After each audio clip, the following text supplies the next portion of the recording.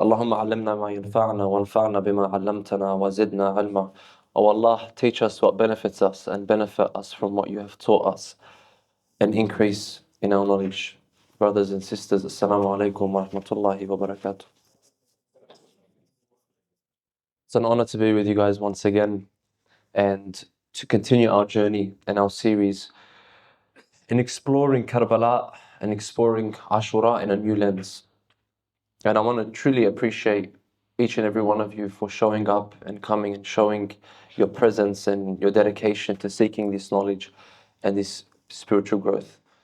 Taqabbal a'malakum, and for your well-being and for the well-being of the ones that you love and for maybe the people that are sick that you know, and for the safety of our brothers and sisters in South Lebanon and in Gaza.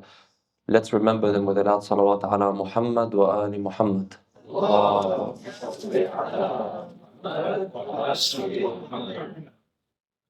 Let's take a quick moment to recap everything we've spoken about so far, and then inshallah we'll jump in to our conversation. We began this series, my brothers and sisters, with a single purpose, and that is to view the mission of Imam Hussain alayhi salam through a new lens, so we can extract lessons of self-mastery from the example of Ashura. In the first talk, we spoke about the purpose of our creation. If you remember, we said that we discovered that Allah subhanahu wa ta'ala created human beings with a purpose to be His Khalifa. His Khalifa on earth, meaning we are to embody and manifest the attributes of Allah subhanahu wa ta'ala. We are His representatives on earth. We also said that Allah subhanahu wa ta'ala wouldn't expect something from us without giving us the means to achieve it. He wouldn't just say, I want you to be a Khalifa, without giving us and equipping us with the tools that we need to achieve this.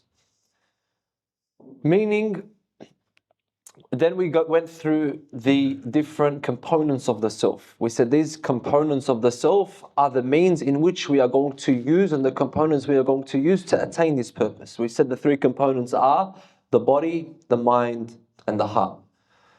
We also mentioned yesterday that the sign of knowing whether we're doing the right job is there harmony within these three different faculties, these three different components? Is the heart, is the mind, is the body, are they working together or are they working against each other?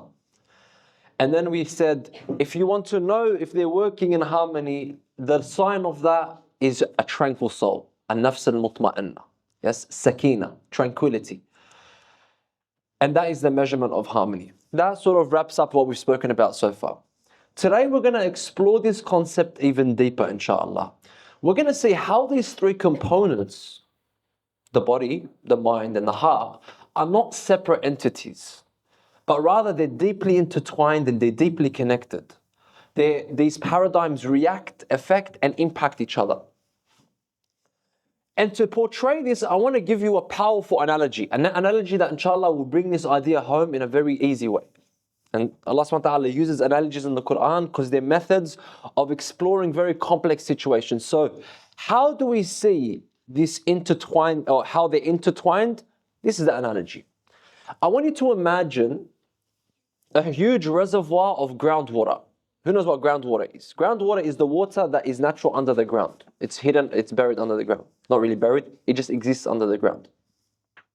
And usually to extract this water, people would build a well, there would be a spring and so on. So imagine there was this huge reservoir of water under the ground and it's connected to a few springs or wells. One at the top of the surface of the water is connected straight to this well. If we were to bring a bucket of poison and throw it into one of these wells, where would this poison go? Down to the groundwater. Okay. What would happen to the groundwater once we put the poison in one of these vessels or one of these springs or wells? You would start to see that the poison contaminates all of the reservoir. All of the water under the ground is now contaminated and polluted with this poison. So if we were now to take water from any other well that's connected to this groundwater, what would we bring out? Exactly, water with poison. So you see how the three wells are connected to one primary base, which is the reservoir of water. Our nafs is like this groundwater. It's like this water. Our soul and our nafs is like the water beneath the surface. Our eyes, our ears, our mouths, our tongues, our hearts, our minds, these are all different springs. These are all different wells that are connected to the nafs. So, if we allow poison that comes in the form of maybe looking at something haram, or hearing something haram, or doing something haram, to enter any of these channels, it starts to affect all of our being. So if you see something, inshallah we'll explore this more, but if you see something haram, it's not just, oh, you're impacting your sight. You're impacting your hearing. You're impacting your heart. You're impacting your mind. My teacher puts it beautifully. He says, the nafs is like a huge room filled with mirrors. They're all facing each other. That anything within this room reflects on another mirror. Which shows that everything impacts everything, essentially. Everything is connected. And I promise you, by the end of tonight's talk, you will understand this in depth. But the interconnectedness of these components within the self, yani the relationship between the mind and the body and the soul, it works both ways. Yani if you were to do something harmful, an action that is harmful, it will impact your mind and it will impact your heart. If you engage in a positive action, it will also impact the rest of your being. For example, if you read the Holy Quran, or you refrain from backbiting, these actions are going to positively influence your mind and they're going to positively influence your heart. You might ask me how and why. I'll show you how through the words of the Amir, through the words of the Ahlul Bayt alayhi salam in a moment. But they develop our wisdom and our faith and our strength not simply by reading and learning. That is one method. But you can also lose wisdom, knowledge and faith through other means. For example, Imam Ali alayhi salam says, he captures this concept beautifully. Look what he says. He says, لا تسكن الحكمة قلبا مع شهوة. لا تسكن الحكمة قلبا مع شهوة. Meaning, wisdom does not reside in the heart which is filled with lust. Listen to the power of this statement. That wisdom, which is a trait of the mind, wisdom, which is a trait of the mind, cannot coexist with diseases of the heart. So it's clear how these different components work with each other. Imam al-Baqir alayhi salam, he says, "Man amila bima ya'lam, 'allamahu Allah ma la ya'lam." Look at the connection. He says, whoever acts, use their body. Whoever acts upon what they know, Allah will teach them what they don't know. So look at the cycle. If we act, using our body, on what we know, our mind, Allah will reward us with knowledge, which demonstrates what? That our actions directly link with our intellectual and our spiritual development. They're not different things. The Holy Quran says, and it touches on this as well, this interconnectedness. Look what Allah subhanahu wa ta'ala says in the Holy Quran. He says, ثُمَّ كَانَ عَاقِبَةُ الَّذِينَ أَسَاءُوا السُّوءَ أَنْ كَذَّبُوا بِآيَاتِ اللَّهِ وَكَانُوا بِهَا يَسْتَهْزِئُونَ. He says, and then the consequences of those who committed body, action, who committed evil deeds because they denied the signs of Allah and they began to mock the signs of Allah. Look at the progression. Look how it starts. It started with evil action, leads to denying, leads to mocking. So they have this impact on each other. Now, when we understand that this nature of our being, that all of these different parts of ourselves, or the components of the self are connected, let's look at Imam Hussain alayhi salam, say how it's embodied in the Hussaini spirit. Imam Hussain alayhi salam, we said previously on the previous nights, Imam Hussein's spirit is a spirit of tawheed. It's a spirit of unity and harmony. It's an-nafs al-mutma'inna. It lives with harmony and certainty and peace. It's unified all of its components, the mind, the body, the heart, all of the different components with one goal, which is being the perfect representative of Allah, pleasing Allah, being the perfect Khalifa of Allah subhanahu wa ta'ala. And this harmony is what we're trying to strive for.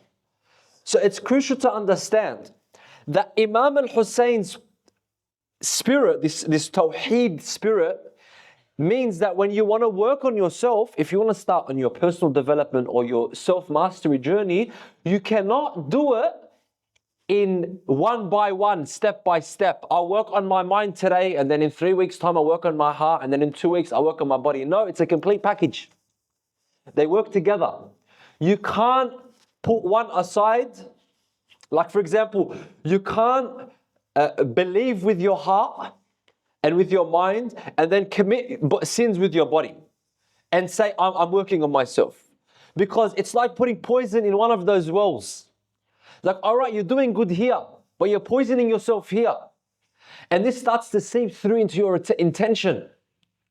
It starts to seep through in your action as well, in your amal.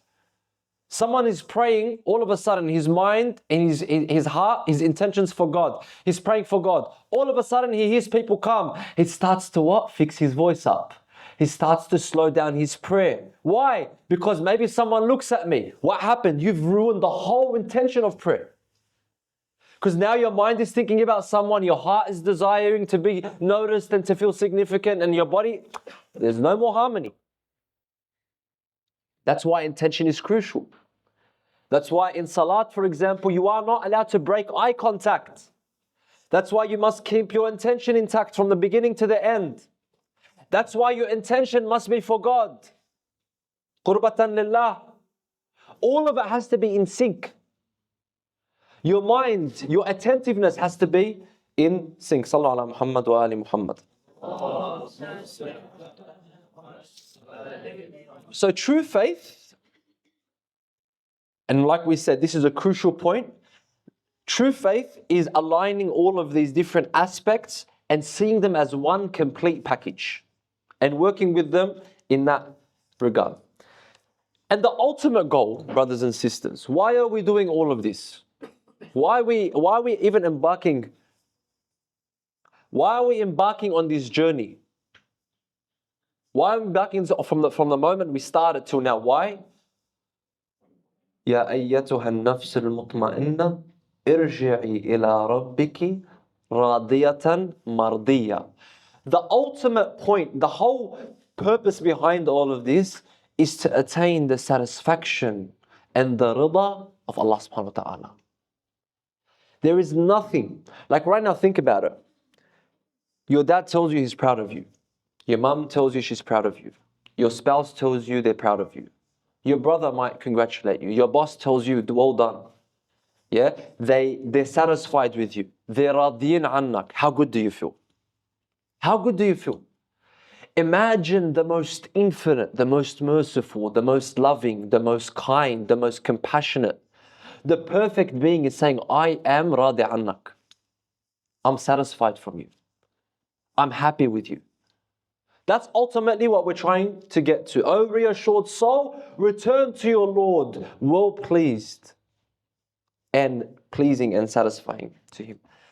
Now, this state of pleasure, this state of mutual pleasure between Allah subhanahu wa ta'ala and the abd and the creation, that is the pinnacle of achievement. That you're pleased with God and God is pleased with you.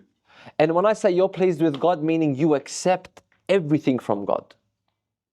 And if you come and say, Ya Allah, why, if you, for example, have envy, hostile envy in your heart, why does this person have this? He shouldn't have that. I should have this. If you have that type of envy, then what are you doing? You are questioning God's wisdom.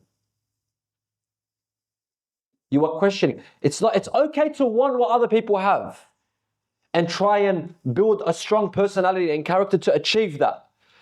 Yeah? to be inspired by other people, to admire other people and their achievements. But to say, why do they have this and I have this?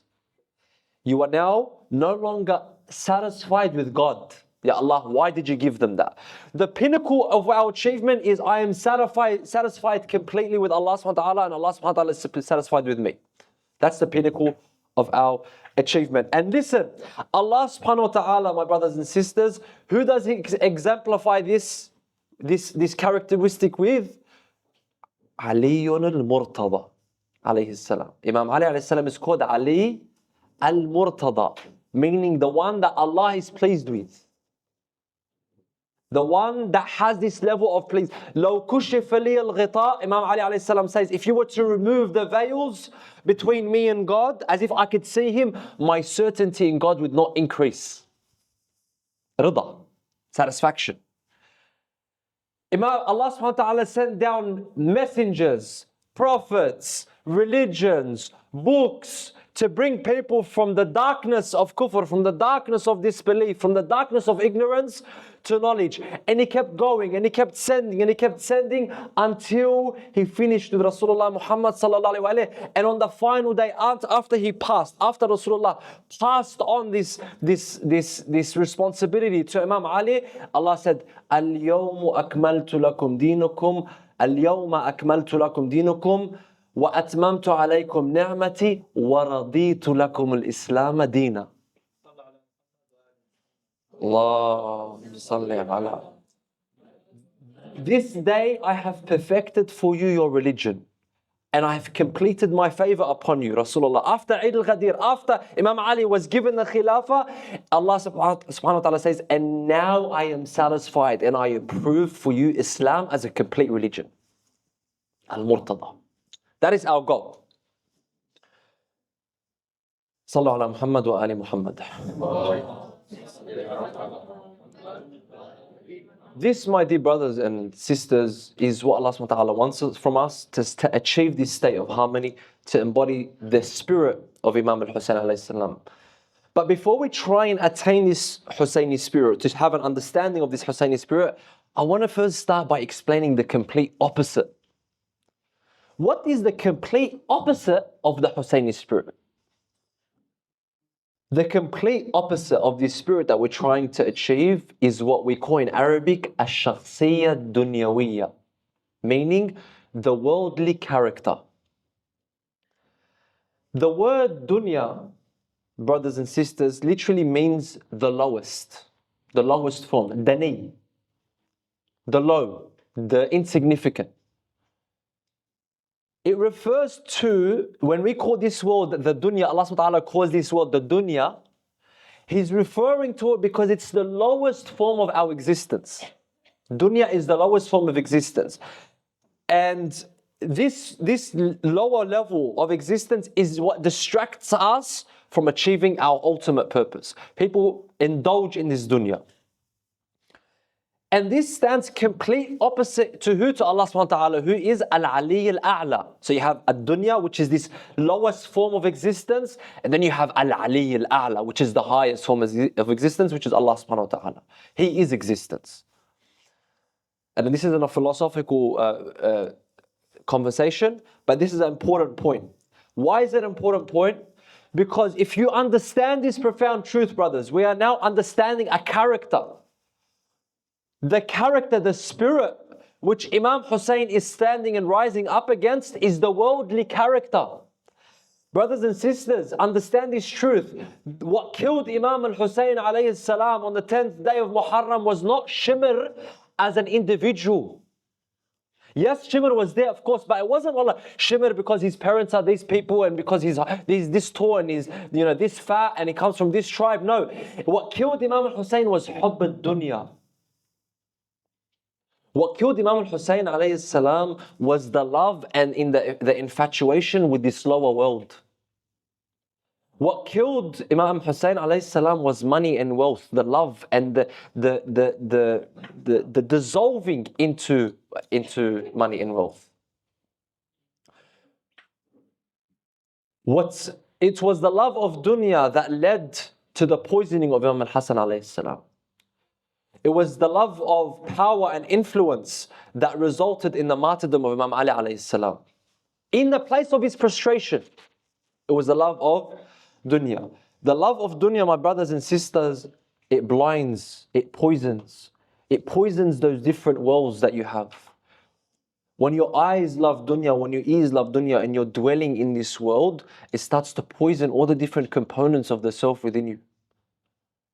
And of course, dunya has levels and it has stages. We're not saying, well, if anything you love about this world means that you're going to go to hell. Please don't understand that's what we're saying. We all know we're trying to be the best version of ourselves. I know for a fact each person here is trying to be the best version of themselves, and God knows that. And of course we have trials and we have tribulations and we have ups and we have downs. And we're trying to understand ourselves to overcome this part of ourselves. But it has stages. Hubb al-dunya can look like a person backbiting. It can start with fitna. Someone backbiting and trying to assassinate a brother or sister's reputation. And it could lead to acts as disgusting as the execution of Ali ibn Abi Talib, the execution of Imam Hussain alayhi salam. And it seeps through. And Imam Ali alayhi salam understood the nature of the dunya and probably articulated it better than anyone else in humanity ever in history. He says, in a powerful statement, he says, as if he's speaking to dunya, خاطب الدنيا. He says, فَوَاللَّهِ لَوْ تَمَثَّلْتِ لِي بَشَرًا لَأَقَمْتُ عَلَيْكِ حُدُودَ اللَّهِ. By Allah, if you, O dunya, were to appear in front of me as a person, I would execute you upon the punishments prescribed by Allah subhanahu wa ta'ala. And this shows the extent that Imam Ali alayhi salam understood the deceptive nature of dunya. Imam Hussain, brothers and sisters, followed in the footsteps of his father, Imam Ali alayhi salam. And he had a clear perspective. Imam Hussain, when he reached Karbala, brothers and sisters, firstly he made his war against dunya. From the moment he started, he knew. He started his journey. He says, I am rising against dunya. Look at what he says. He sends a message when he arrives in Karbala to the Bani Hashim. One sentence. As-salam. Amma ba'd. فَكَأَنَّ الدُّنْيَا لَمْ تَكُنْ وَكَأَنَّ الْآخِرَةَ لَمْ تَزَلْ وَالسَّلَامُ. This is one sentence. It says, Salaamu alaykum. And after this salam, it is as if the world had never existed, and it is as if the hereafter has always been present. Wassalamu alaykum. He understood the nature of dunya. He understood the nature of akhirah. And in these few words, Imam al-Hussain captures the essence of how detached he is. The character, the Hussaini spirit, the Tawheedi spirit is detached from focusing on this dunya. In one of the most, brothers and sisters, now don't listen to me. Now let's listen to what Imam Hussain says. Imam Hussain is your teacher in the next 30 seconds. These are his words on the final sermon. And I want you to picture this. Imam Hussain is a leader that is wise. He has foresight. He knows what's coming in the future. On the final day of the 10th, on the final day of his life, on the 10th of Muharram, on Yawm Ashura, every word of the Imam was calculated. He knew every word is going to last the test of time. Look at some of the words he started with in this profound lesson that he mentioned on the beginning of that day. On the final day. He knows that these words are going to echo throughout time. Look what he says. I'm going to mention in Arabic and then inshallah I'll translate it in English. He says, عباد الله اتقوا الله وكونوا من الدنيا على حذر فإن الدنيا لو بقيت لأحد أو بقي عليها أحد لكانت الأنبياء أحق بالبقاء وأولى بالرضا وأرضى بالقضاء غير أن الله سبحانه وتعالى خلق الدنيا للبلاء وخلق أهلها للفناء فجديدها بال ونعيمها مضمحل وسرورها مكفهر والمنزل بلغ والدنيا دار زوال ودار فناء فتزودوا فإن خير الزاد التقوى فاتقوا الله لعلكم تفلحون. Look what he says. Powerful words that illustrates everything we're talking about. He knows that these words are going to be echoed. He says, servants of Allah, be mindful of Allah and be cautious of this world. Be cautious of this dunya. If the world were meant to last for anyone, it would have been for the prophets who deserved it the most. But Allah has made this world a place of trials and its inhabitants destined for death. Everything new in this dunya gets old, its pleasures fade, its joys turn to sorrow, and it is a temporary abode. This world is a place of transition and end. So gather your provisions, for the best provision is taqwa, piety. Therefore be mindful of Allah so that you may succeed. In this powerful sermon, Imam Hussain reminds us the temporary nature of this world. The temporary nature of this dunya. And the fact that even the Prophets ﷺ weren't spared from its trials. No one suffered like the Prophets. The Holy Prophet, peace be upon him, who was the greatest creation to ever walk the face of this earth, he says, مَا أُوذِيَ نَبِيٌّ مِثْلَ مَا أُوذِيتُ. No prophet was inflicted with hardship and pain like I was. Imam Hussain is saying, if this dunya was the goal, then Allah would have made sure that the Prophets had it easy. My brothers and sisters, now I want to go to Sayyidah Zainab alayhi salam and how she portrays this message after Karbala, a powerful example of the Hussaini spirit. Where does she embody this? In her sermon with Yazid ibn Muawiyah. Look what she says. Before Sayyidah Zainab alayhi salam delivers this speech, you could sense the environment. Sabaya have just entered, and you have all of these ghuraba, all of these strangers, all of looking. So the courage and the strength, the tawheed of her character had to be solid. Sayyidah Zainab could not be scared and shaky. Her mind had a purpose, her body had a purpose, her mouth spoke, and her heart was solid and strong. She was unified. She had tawheed. Let's just begin with that. Then look what she says. She says, when she's brought in front of Yazid, she says, أَظَنَنْتَ يَا يَزِيد حَيْثُ أَخَذْتَ أَقْطَارَ الْأَرْضِ. I'm going to say in English because of time. She says, do you think, O Yazid, that when you took control of the corners of the earth and you tightened the horizons of the sky upon us, because they took the women captive, they took them as sabaya, they had tied them up, right? They had imprisoned them. She says, do you think while you imprisoning us and you limiting us that we have become your captives? Do you think that we are insignificant to Allah and that you are honored by Him because you've been able to achieve this? That this is due to your great importance to Allah subhanahu wa ta'ala. That's why you've been able to do all of this. So you have become arrogant and you look pleased and joyful, seeing that the world is under your control and matters are going as you wish. She's exposing the delusion of power. She's showing him, look at all of the stuff that you've done. See all of this. Do you think this was making you powerful? She continues, فَمَهْلًا مَهْلًا أَنَسِيتَ قَوْلُ اللَّهِ تَعَالَى. She reminds him, she crushes him with a verse from the Quran. One verse. She says, وَلَا تَحْسَبَنَّ الَّذِينَ كَفَرُوا أَنَّمَا نُمْلِي لَهُمْ خَيْرٌ لِأَنفُسِهِمْ إِنَّمَا نُمْلِي لَهُمْ لِيَزْدَادُوا إِثْمًا وَلَهُمْ عَذَابٌ مُهِينٌ. Listen, look what she says. She says, wait, O Yazid. Have you forgotten the words of Allah?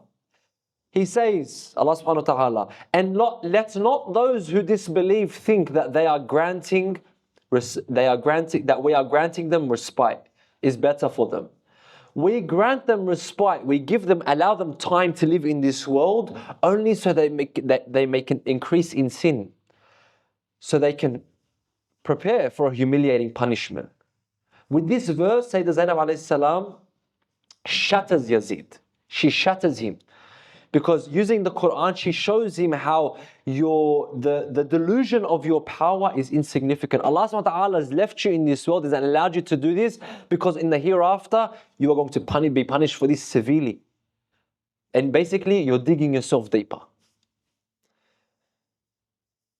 I know I've spoken a lot today, brothers and sisters, and inshallah, the message is clear. I'm going to recap the points, and then inshallah we'll transition into the story of Muslims. Sallu ala Muhammad wa ali Muhammad.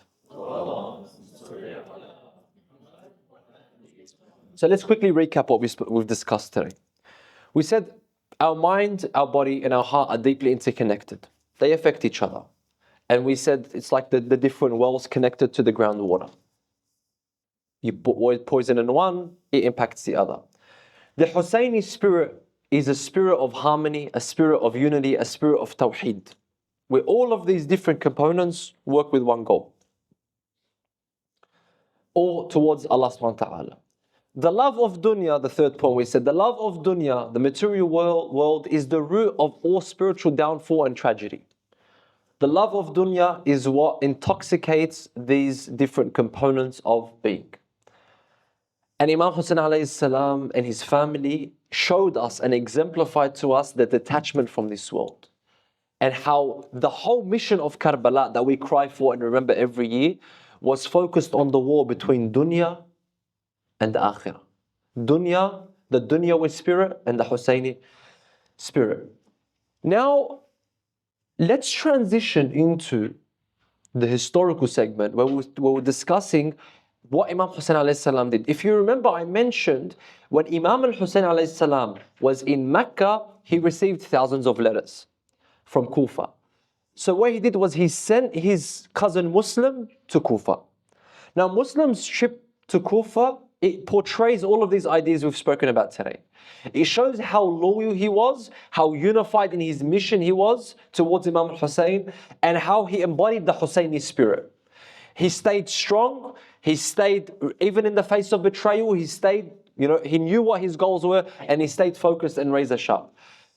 But let's see how these important days for Muslim in Kufa, what happened, and how they set the stage for the ultimate sacrifice in Karbala. If you would allow me, please recite salawat ala Muhammad wa ali Muhammad.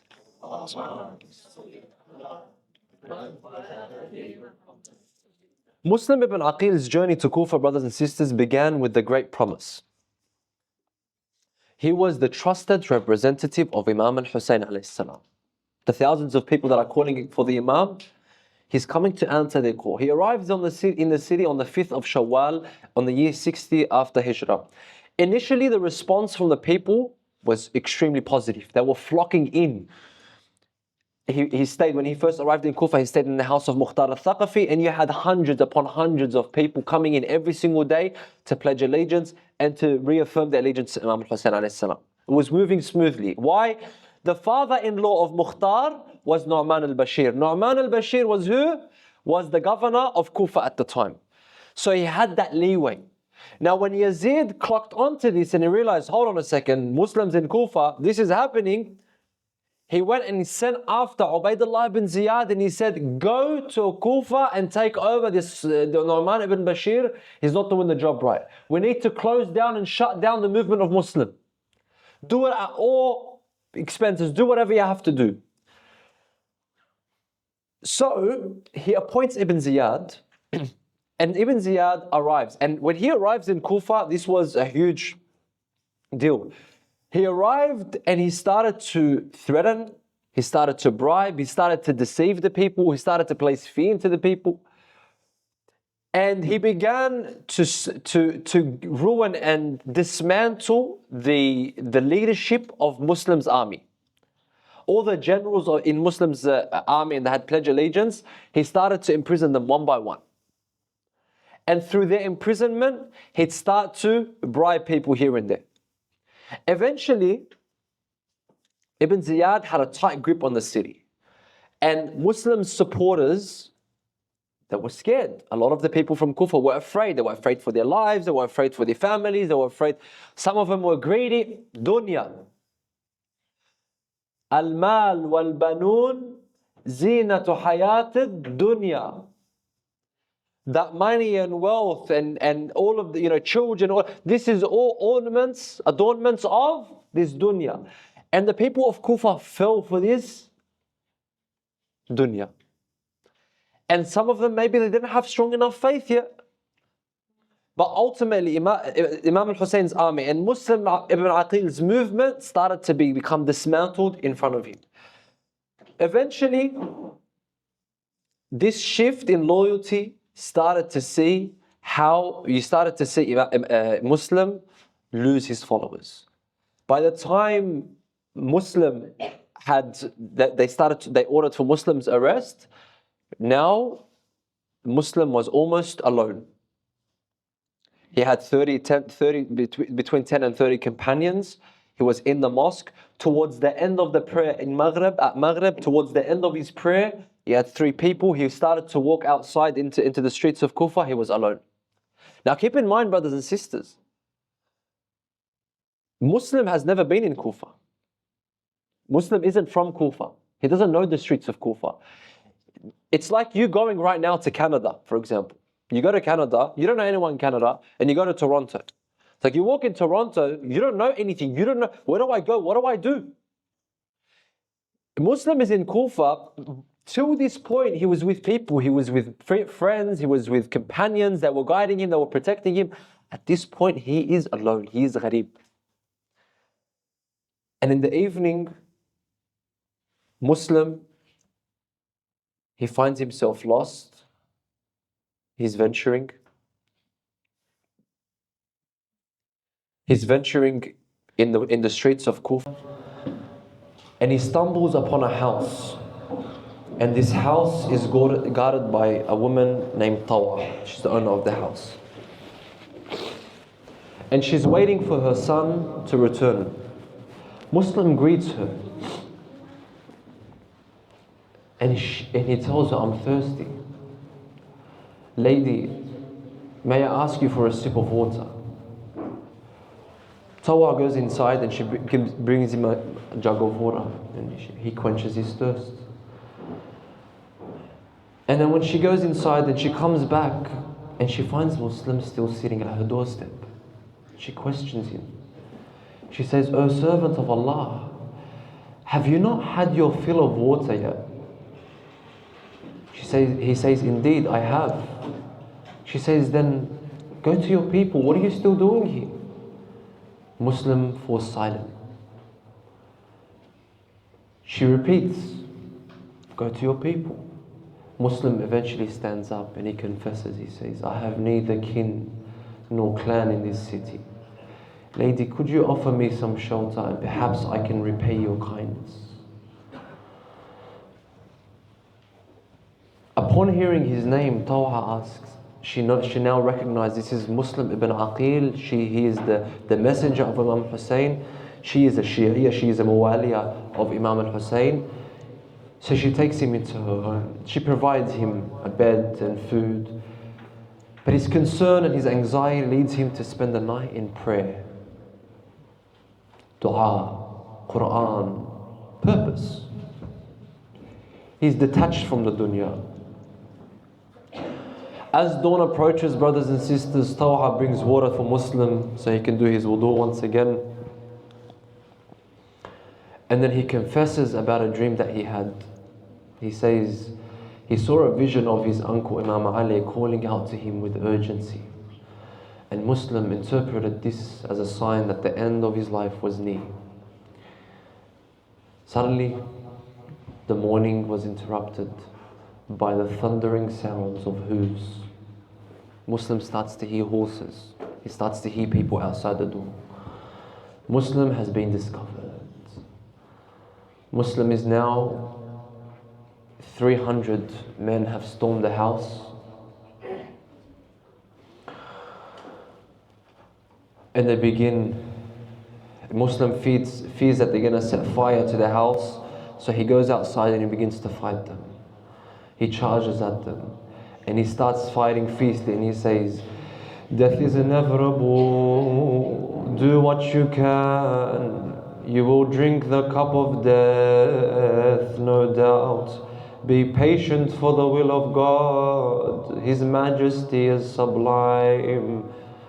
God's judgment is inevitable. He fought bravely, killing many of them.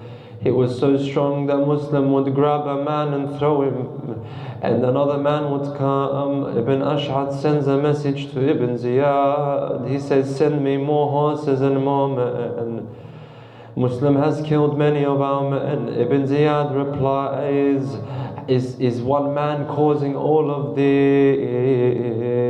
He sends reinforcements. Muslim is then offered safety. As Muslim continues to fight, he clashes with one man named Bakr bin Humran. Bakr strikes Muslim's mouth. He cuts his upper lip and he severs his front teeth. Muslim then charged the crowd. Seeing this, they started throwing stones at him from the rooftops. They started setting fires to bundles of weed and bushes. Then they started throwing these fires at him. Muhammad ibn Ash'ad says, Muslim, you have guarantee of safety. Don't kill yourself. Muslim responded,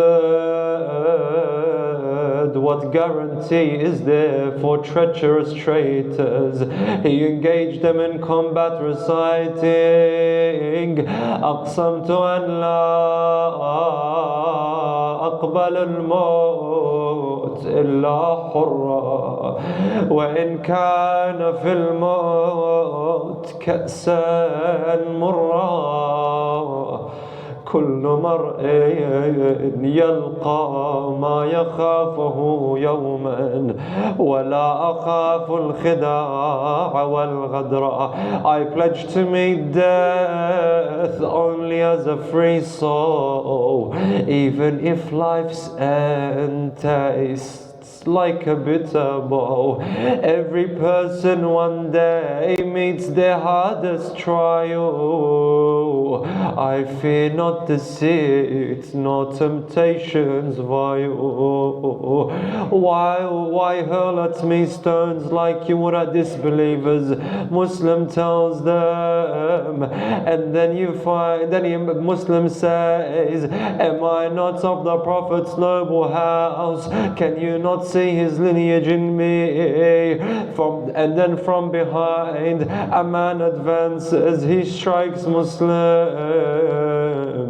He falls to the ground. Muslim was backed up to the wall. They swarmed up against him. They snatched his sword and they held him captive.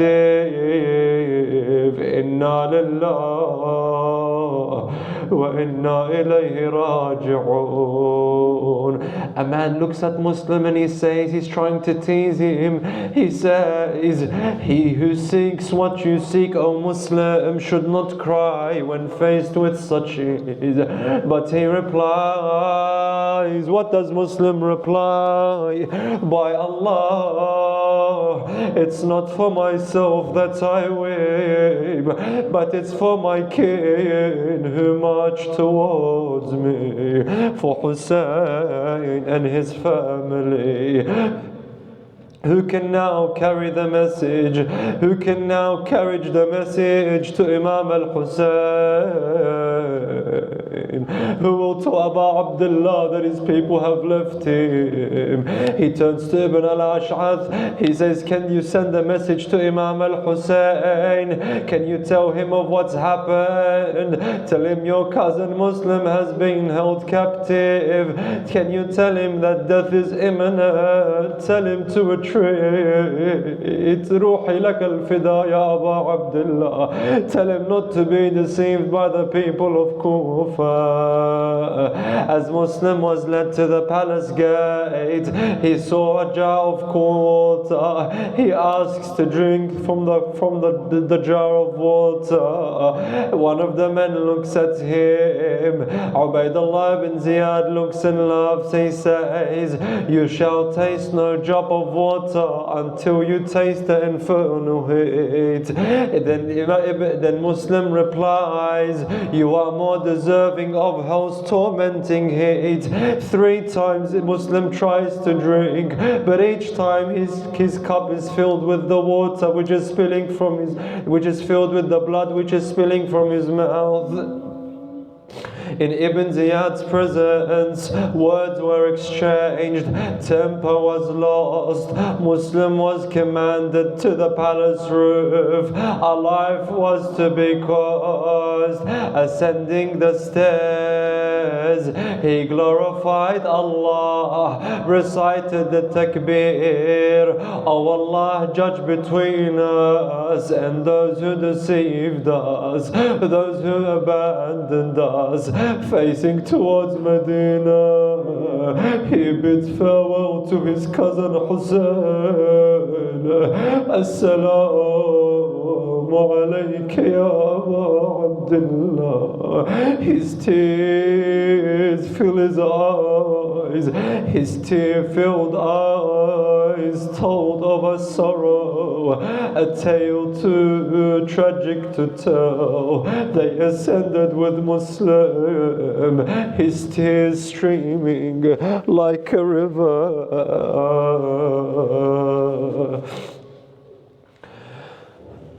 I am alone, Muslim cries, the villain raised his sword. Bismillah wa billah, Assalamu alayka ya Aba Abdullah. A swift strike to Muslim's head, and from the palace his body was thrown. Assalamu alayka ya Muslim, Assalamu alayka ya Madloom. They threw the body of Muslim off the palace's roof. They dragged the body of Muslim through the markets.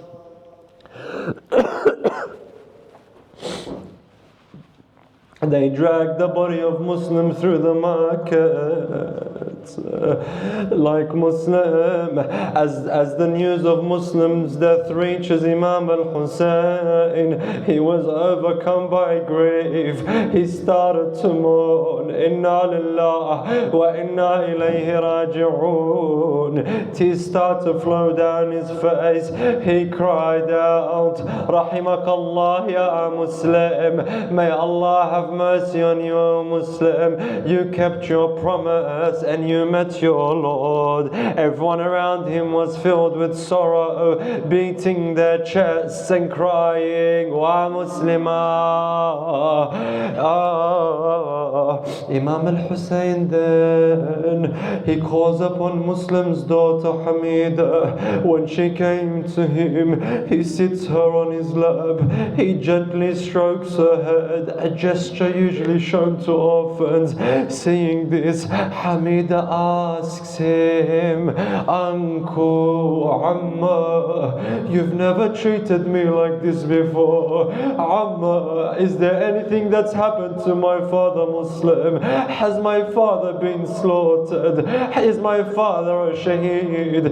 Imam al-Hussain reassures her and he tells her, my child, I am now your father, and my daughters are your sisters. Upon hearing this, Hamida wails, Wa abata, wa muslima. من إجت عند عبها حميدة قاعدة تون وانا شديدة تقول له يا عم بويا أريده أشوف سفرته صارت بعيدة يقول له وبكى والصفقة بيده بالكوفة بيك بقى وحيدة وأهل الغدر قطعوا وريده صاحت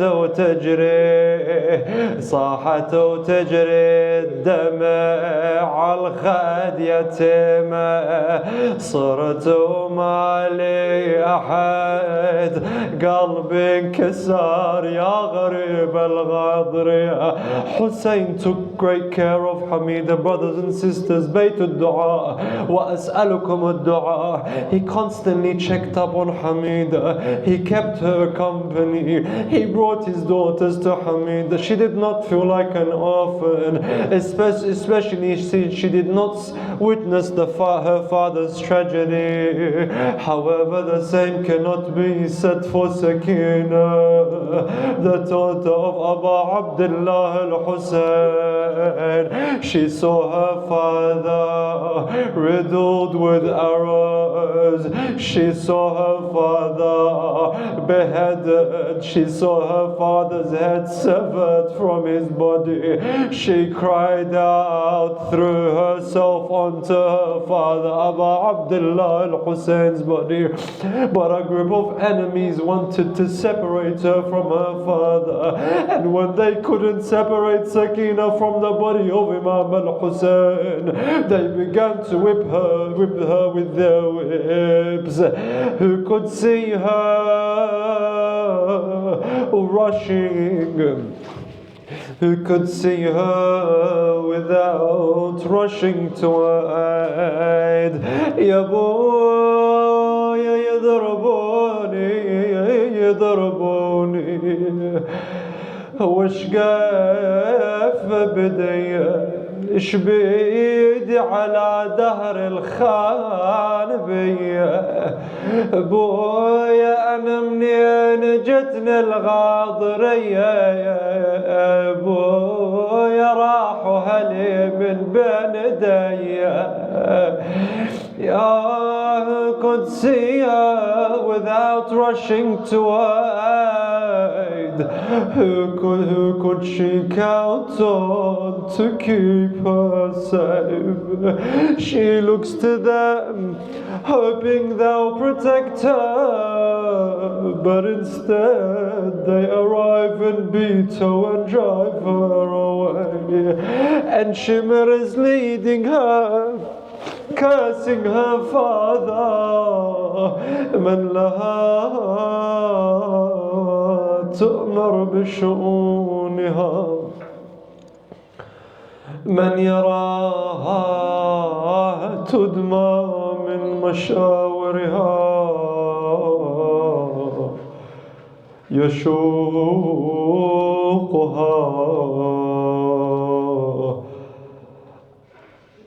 أرجى ضرب أحدود